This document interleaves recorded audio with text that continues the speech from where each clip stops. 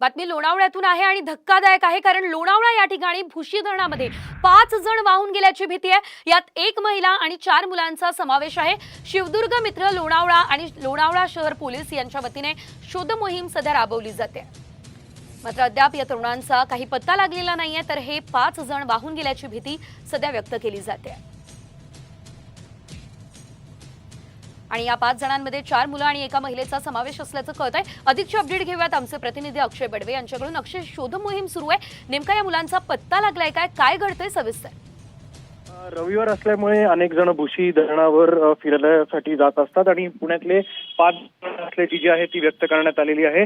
Bhushi dam जवळ असलेल्या backwater या ठिकाणी एक धबधबा आहे आणि तो धबधब्यामध्ये तो पाहण्यासाठी खरं तर हे 5 जण त्या ठिकाणी गेले होते आणि पाय घसरून त्या धबधब्यातून जे बॅकवॉटर खाली धरणाला येतं त्या धरणात ते बुडाल्याची प्राथमिक माहिती आहे।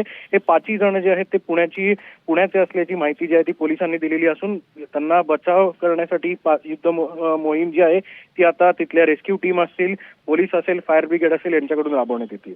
धन्यवाद अक्षय, दिलेल्या सर्व अपडेटसाठी।